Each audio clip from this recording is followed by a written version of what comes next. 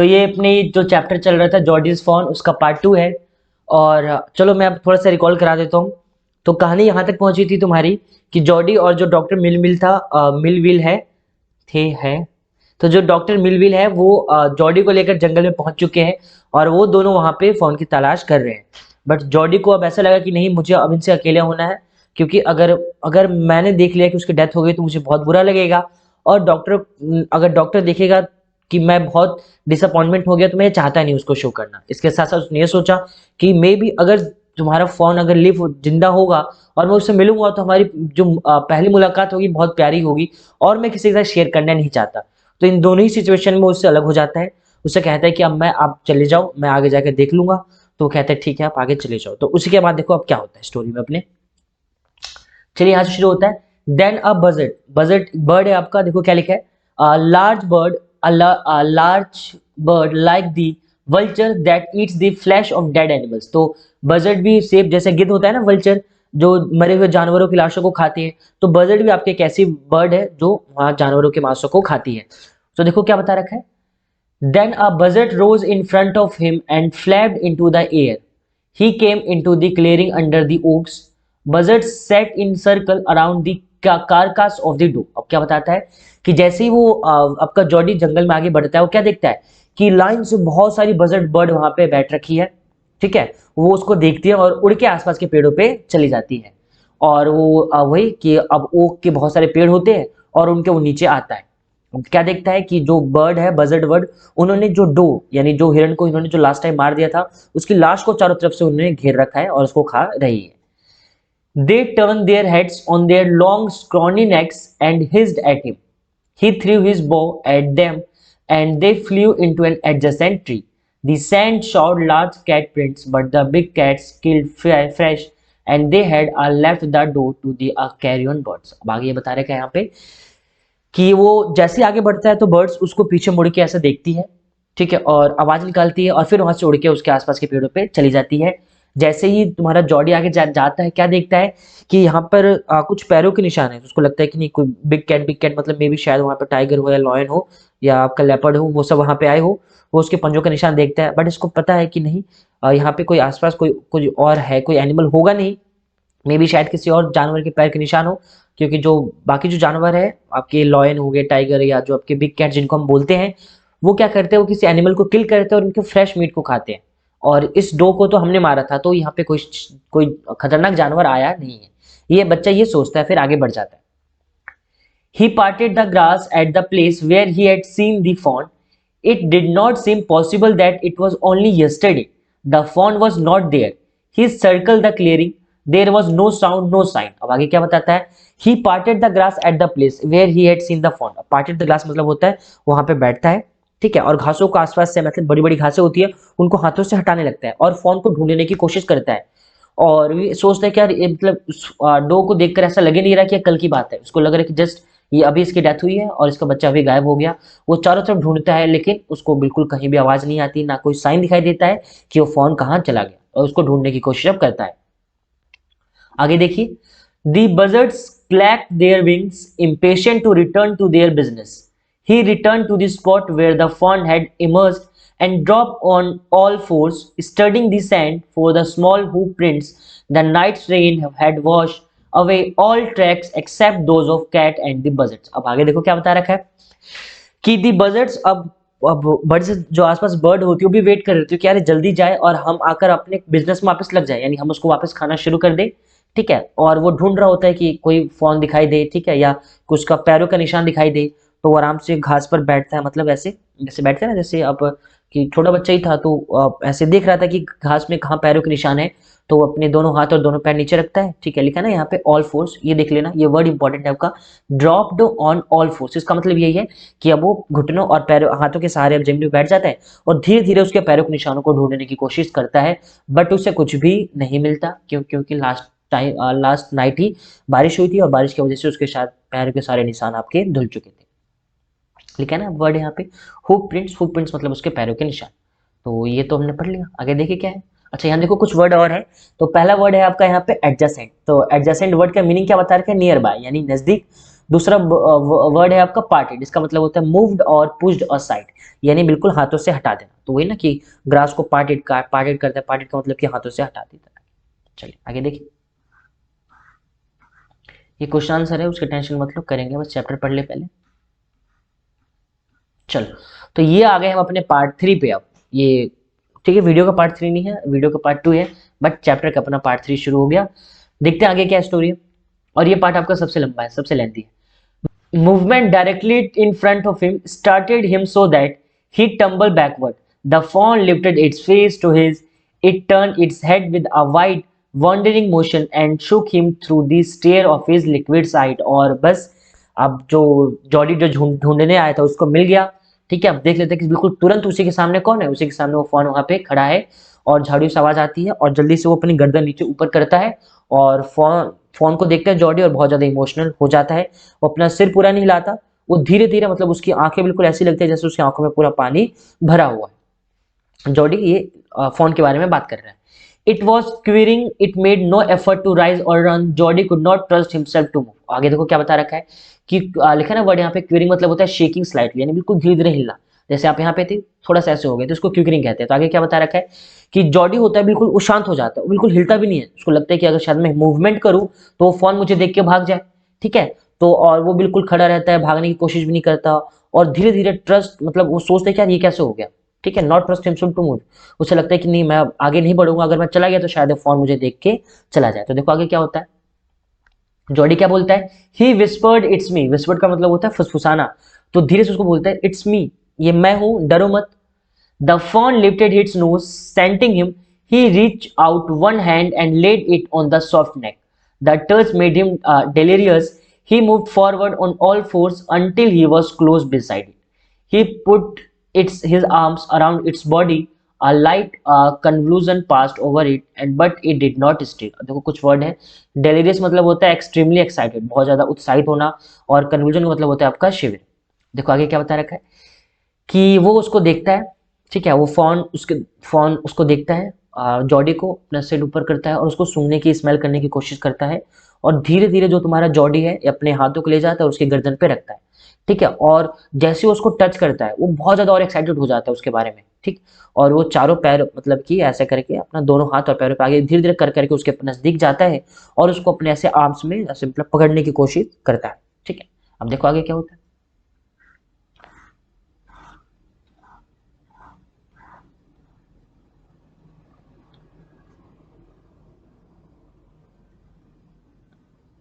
चलिए, तो China dear meaning है, he stroked its side as gently as though the fawn were a china deer and he might break its skin was very soft, it was sleek and clean and had a sweet scent of grass। अब देखो क्या बता रखा होता है, वो अपनी बाजू में उसको पकड़ लेता है।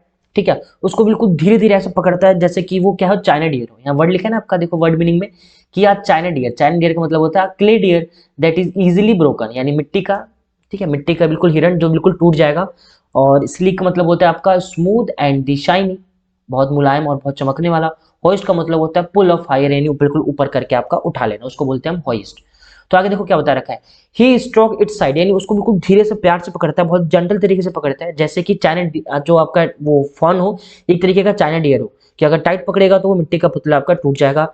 और उसकी स्किन बहुत ही ज्यादा सॉफ्ट होती है, बहुत ज्यादा चमकने वाली होती है, और उसके बॉडी से, फॉन की बॉडी से बहुत ज्यादा ही ग्रास यानी घास की स्मेल आती है जॉडी को। He rose slowly and lifted the fawn from the ground. Its legs hung limply. They were surprisingly long, and he had the hoist the fawn as high as possible under his arm। और आगे देखो क्या बता रखा है, वो धीरे धीरे उसके पास आता है, उसको पकड़ता है और उसको अपने बाजू में ऊपर उठाता है। ठीक है, अब उसके जैसे उसको ऊपर उठाता है तो उसके जो पैर होते हैं ना ऐसे लटकने लगते हैं, और वो कहता है कि उसके पैर कितने लंबे हैं। और उसके बाद अब उसको वो जितना ऊपर उठा सकता है उतना ऊपर उठाता है। और जॉडी भी तो बच्चा ही है ना, ठीक, उसकी ये तो नहीं बता रही कि स्टोरी में, लेकिन देख तो लगता है मे भी शायद ये आपका 10-12 साल का लड़का ही होगा। आगे देखो, चलो, he was afraid that it might kick and bleat at sight and smell of its mother. He skirted the clearing and pushed his way into the thicket. It was difficult to fight through with his burden. The fawn's legs caught in the bushes and he could not lift his arm with a freedom. He tried to shield its face from a prickling vines. अब देखो क्या बता रखा है कि he was afraid. जैसे ही Jordi उसको ले जा रहा होता है तो उसको लगता है कि वो डर जाता है कि यार अगर मैं वहां से ले गया जहां से मैं आया था और जहां इसकी मदर की डेड बॉडी पड़ी हुई है, तो शायद ये अपनी मदर को स्मेल करे, उसकी बॉडी को स्मेल करे और मुझे किक करके वहां से भाग जाए। तो वो कोशिश करता है कि वो उसको उस रास्ते से ना ले जाए, उसको पीछे से घुमा के ले जाए। ठीक है, और बहुत भारी है वो आपका फ़ोन, तो इस छोटे बच्चे के लिए उसको कैरी करना बहुत ज़्यादा मुश्किल भी है। ये जैसे तैसे उसको पकड़ लेता है और बिल्कुल गिरने वाला होता है, लेकिन फिर भी ये उसको जैसे तैसे बचा लेता है और आगे उसको ले जाने की कोशिश करता है। और प्रिकलिंग मतलब होता है आपका बचाना, वाइंस मतलब वहाँ पे काटे। और वो जॉडी के फेस को मतलब सॉरी अपने फ़ोन को फेस को हाथों से कवर कर लेता है ताकि उसके फेस में कहीं झाड़ियों के कांटे वगैरह ना लगे। Its head bobbed with his stride, his heart thumped with a marvel of its acceptance of him. He reached the trail and walked as fast as he could until he came to the intersection with the road home. He stopped to rest and set a fawn down its dangling legs. It waved on them, it looked at him and bleated. अब देखो आगे क्या बता रखा है, आगे क्या बताया कि it had bobbed with his stride, और जैसे उसको पकड़ता है उस मतलब कि उसके दिमाग में बहुत चीज़ें चलने लगती है, उसके दिल की धड़कनें बढ़ जाती है, उसको बहुत खुशी होती है कि इस फ़ॉन्ट ने मुझे एक्सेप्ट कर लिया, तभी तो मुझे छोड़ के नहीं भाग रहा। और इसको लग रहा है कि नहीं अब मैं इसको लेकर चले जाऊँगा और मैं इसको अब पालतू बना सकता हूँ। ठीक है, और वो आगे चलते रहता है और जब तक वो रास्ता नहीं आता जहाँ से उसका घर का रास्ता उसको दिखाई ना दे, वो रुकता नहीं है। और जैसे ही वो रास्ता आता है वहाँ पे वो बैठता है, उस फ़ोन को नीचे रखता है। ठीक है, और जैसे ही फ़ोन को नीचे रखता है, फ़ोन उसको देखने लगता है वापस और फ़ोन की आँखों में आँसू आ जाते हैं। ठीक है, फ़ोन आपका रोने लगता है। He said enchanted, I will carry you after I get my breath. He remembered his father saying that the fawn would follow if it had first been carried. He started being slowly. The fawn stared head after him. He came back to it and stroked it and walked away again. अब देखो क्या बताता है, वो उसको देखता है, phone को देखता है, सहलाता है और बोलता है कि चिंता मत करो, मैं तुम्हें फिर से उठा लूंगा जैसे ही मैं सांस ले लूँ, क्योंकि वो थक जाता है उसको कैरी करते करते। और उसको तभी अपने फादर की एक बात याद आती है। उसके फादर ने उसको बताया था कि अगर तुम कभी भी फोन को उठाओगे और अपनी गोदी में पकड़ोगे तो उसको तुम्हारी गोदी की आदत लग जाएगी, और जब तुम उसे नीचे रखोगे ना तो वो कोशिश करेगा कि वो तुम्हारे पास फिर से आए और मतलब तुम्हारी गोद में चढ़ जाए। तो उसको ये सारी बातें याद आती है। वो सोचता है कि मे बी कि वो अब उसको शायद पैदल लेके वहां से चले जाए क्योंकि बहुत भारी होता है। तो उसको नीचे रखता है, फिर फोन के पास जाता है, उसका सर सहलाता है, फिर थोड़ा आगे जाता है। ये सोचता है कि शायद वो फोन उसका पीछा करेगा और ऐसे धीरे धीरे करते करते वो उसको घर लेके चला जाएगा।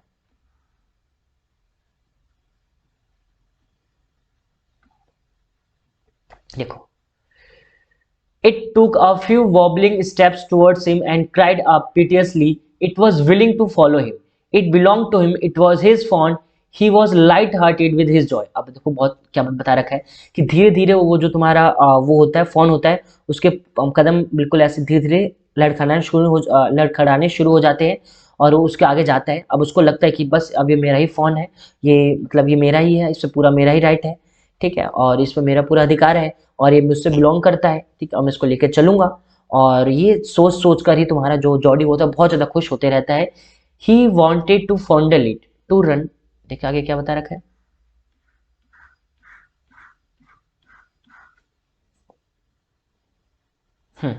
To run and romp with it. अब ये सोचता है कि मैं उसे ले जाऊंगा, मैं उसे मैं उसके साथ रनिंग करूंगा, मैं I to call it to come to him, और मैं उससे बोलूंगा कि तुम मेरे साथ आओ और वो मेरे पीछा करेगा। ये सारी बातें वो फोन के बारे में सोचते रहता है। He dared not alarm it. He picked it up and carried it in front of him over his two arms. It seemed to him that he walked without effort. अब आगे बता रखा है, बट अब ये ज्यादा कोशिश भी नहीं करता क्योंकि उसको लगता है कि शायद मैं ऐसा करूं तो क्या पता वो डर जाए। तो उसको फिर से अपने बाजू में उठाता है और उसको बिल्कुल आगे लेके चलने मतलब ऐसे उसको लेके आगे चला जाता है। देखो दो वर्ड फिर से मिले। एक पहला वर्ड है आपका रोम, उसका मतलब है प्ले यानी खेलना, और अलार्म का मतलब है डरा देना। देखो यहां से शुरू है। His arms began to ache and he was forced to stop again. When he walked on, the fawn followed him at once. He allowed it to walk a little distance, then picked up it again. The distance home was nothing. He could have walked all day and into the night, carrying it and watching it follow. He was wet and sweat, but a light breeze blew through the June morning, cooling him. अब आगे देखो क्या बता रखा है कि वो उसको आगे उठाता है फिर चल जाता है, लेकिन जैसे ही वो थोड़ा और आगे जाता है उसके हाथों में दर्द शुरू हो जाता है, उसको फिर से नीचे रख देता है। उसको नीचे रखता है तो फोन अब धीरे धीरे उसको पीछा करने लगता है। वो थोड़ी देर और दूर ऐसे चलते हैं, वो वापस फोन को ऐसे उठा लेता है। ठीक है, अब उसका घर बहुत ही नजदीक है। ठीक, तो अब मतलब अब वो घर उसका बहुत ज्यादा नजदीक है, ज्यादा सोचता भी नहीं है, बिल्कुल पसीने से भरा होता है वो। ठीक है, लेकिन उसको बिल्कुल भी परेशानी नहीं होती, क्योंकि उसको इस बात की खुशी होती है कि वो फोन को घर लेके जा रहा है। लिखे ना वर्ड यहाँ पे कि he was set with sweat but light breeze blew through the June morning cooling him, कि वो बिल्कुल थका होता है, पसीना चूर रहा होता है, लेकिन फिर भी उसको कोई दिक्कत नहीं होती, क्योंकि वो जो हासिल करना चाहता था उसने वो उसको पा लिया। The sky was as clear as spring water in the blue china cup. He came to the clearing. It was a fresh and green after the night's rain. He fumbled with the latch and was finally obliged to set down the phone to manage it. Then he had an idea. He would walk into the house, into a Penny's bedroom, with the fawn walking behind. But the steps the fawn barked and refused to climb. Then he picked up and went to his father Penny lay and closed the eyes. अब देखो क्या बता रखा है कि अब धीरे धीरे, ठीक है, अब वो बिल्कुल अब नज़दीक आपके घर के नज़दीक पहुंच जाता है, धीरे धीरे शाम भी हो जाती है आपकी। तब तक उसके उसे आइडिया आता है, वो सोचता है कि जाकर अपने फादर को सरप्राइज करेगा, और वो आगे अपने रूम में चला जाता है और सोचता है कि वो फ़ोन मेरे पीछा करेगा और मैं फादर को बता दूंगा कि देखो फादर मैं यहाँ पे लेके आ गया। और जैसे ही वो रूम में जाता है, बट उससे पहले वो जो फ़ोन होता है वो सीढ़ियाँ नहीं चढ़ पाता, क्योंकि जंगलों में ऐसा कुछ नहीं होता, तो उस फ़ोन को पता नहीं होता कि सीढ़ियाँ कैसे चढ़ते हैं। तो वो उसको उठा लेता है और उठा के उसे वापस अपने बेडरूम में पापा के पास चला जाता है। आगे देखो क्या होता है, जब वो जाता है तो उसके फादर कैसे रिएक्ट करते हैं, क्या बोलते होंगे। जॉडी कॉल्ड, पा look, Penney turn his head, Jordi stood beside him, the fawn clutched hard against him. It seemed to a Penny that the boy's eyes were as bright as the fawn's. He said, I am glad you found him. अब देखो आगे क्या बता रखा है कि वो जाके कहता है फादर इधर देखिए। तो जो पेनी जो सो रहे होते हैं वो गर्दन इधर देखते हैं और देखते हैं उसको, अपने बच्चे को। तो वो जो फोन होता है वो बिल्कुल उसके साइड में खड़ा होता है, बिल्कुल उस बॉय से चिपक कर। और जो तुम्हारे वो फादर होते हैं उसके पेनी, वो दोनों को देखते हैं, फोन हो गया या उनका बच्चा जॉडी हो गया, उन दोनों की आंखें उनको एक जैसे दिखाई देती है। और वो कहता है कि मुझे इस बात की बहुत खुशी हुई कि तुमने उसे फाउंड कर लिया। Jody then went to the kitchen. The fawn wobbled after him. A pan of morning milk stood in the kitchen, safe. The cream had risen on it. He skimmed the cream into a jug. He poured milk into a small gourd. He held it onto the fawn. It buttered it suddenly. Smelling the milk, he saved it precariously from spilling over the floor. It could make nothing of the milk in the gourd. अब देखो क्या बता रखा है कि Jordi उसके बाद वो किचन में जाता है, ठीक है, क्योंकि उसको पता होता है कि उसको बहुत ही भूख लगी है। तो वो उसके लिए मिल्क लेता है जो उसके मदर ने उसके लिए गर्म करके रखा होता है। उस पे आपकी वही क्रीम की छाली चढ़ी होती है, तो उसको उठा के जग में डालते हैं। और फिर जग से आपका गॉड मतलब कि कटोरा, ठीक है, वो उसमें डाल लेते हैं। और वो बिल्कुल ध्यान से डालता है कि कहीं वो नीचे ना गिर जाए, और वो उसको पिलाने की कोशिश करता है। आगे देखो क्या है फिर। He dipped his fingers in the milk and thrust them into the fawn's soft, wet mouth. It sucked greedily. When he withdrew them, it bleated frequently and butted him. He dipped his fingers again, and as the fawn sucked, he lowered them slowly into the milk. अब देखो क्या होता है, बहुत ही important बात बता रखी है, और बहुत ही ये प्यारा मोमेंट होता है उस जॉडी के बीच बीच में और उसके बच्चे के फॉन के बीच में, कि वो मिल्क को नीचे रखता है कटोरे में, बट फॉन को पता नहीं होता कि वो कैसे उसमें से मिल्क पिएगा। तो जॉडी क्या करता है, अपने हाथ को मिल्क में डालता है, ठीक है, और पूरे हाथ में उसको मिल्क लग जाता है, और उसको उस जॉडी उस फोन के मुंह में डालता है। तो फोन क्या करता है, उसको मतलब उसके हाथ को पूरा चाट लेता है और वो कर लेता है। जैसे ही हाथ बाहर निकालता है ना, आपका फोन बहुत ज्यादा इमोशनल हो जाता है, उसकी आंखों में पूरा आंसू आने लगता है, और ये जो आपका जॉडी होता है ये भी बहुत ज्यादा इमोशनल हो जाता है। अब इसको समझ में आ जाता है कि मुझे अब इसको ऐसे ही पिलाना है, तो फिर से दूध में हाथ डालता है और फिर धीरे धीरे ये फोन के मुंह में लेता है। तो फोन उसको फिर चाटने लगता है, और वो धीरे धीरे ऐसे करके ऐसे हाथ अपने नीचे ले जाता है कटोरे में, और आपका जो फोन है वो भी अपना मुंह ऐसे नीचे ले जाता है। वो उसको ये बताना चाहता है कि आपको ऐसे मिल्क पीना है। आगे देखो, the phone blue, next, the fawn blew and sucked and snorted. It stammered its small hoofs impatiently. As long as he held his fingers below the level of the milk, the fawn was content. It closed its eye dreamily. It was ecstasy to feel his tongue against his hand.